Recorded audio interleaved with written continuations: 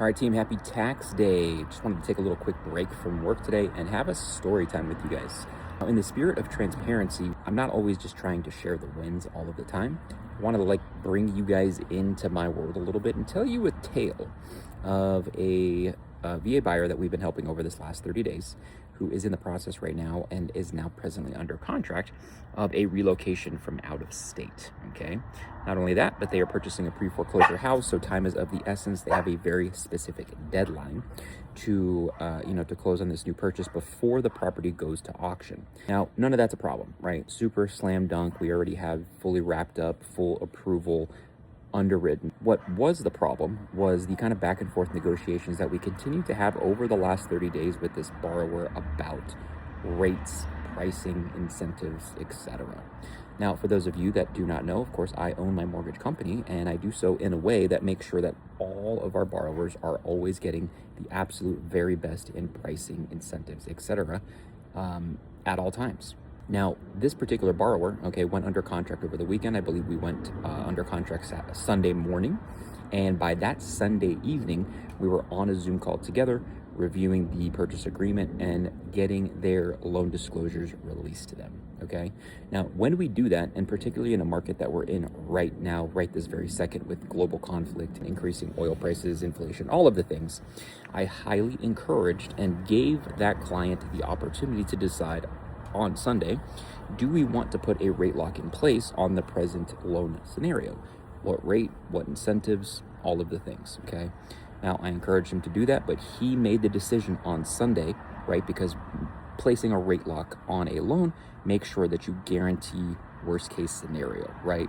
Just in case markets open on Monday, rates could get worse, lender credit could go down, market could deteriorate, etc., etc.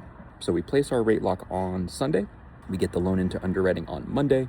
By Monday afternoon, we already have a fully underwritten approval. We're off to the races. All we need to do is get a VA appraisal completed. Title items, insurance, the easy stuff.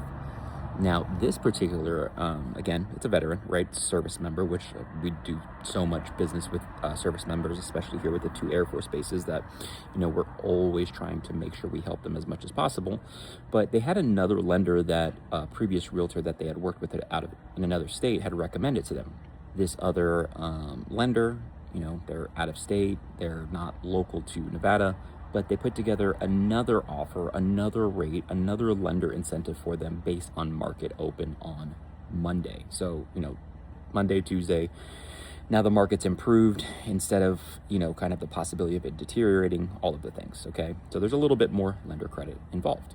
Now, this particular borrower comes back to me with the additional lender credit from the other borrower, right? After we've already locked our rate on Sunday and after we've already essentially priced out a worst case scenario for them, which this is not uncommon. This happens time to time and we're always happy to accommodate. However, with this particular scenario, in this particular instance, and how this particular borrower was kind of playing me and the other person back and forth against each other, this was one of the times. Now remember guys, this is a $1.35 million purchase price. And this was one of the only times I actually turned down and turned away this business, okay? I actually encouraged this service member to, because the other lender was actually a former service member as well, go with his colleague, go with his buddy. He was able to, snag the market. Again, prices improve, rates, credits, all the things on Monday.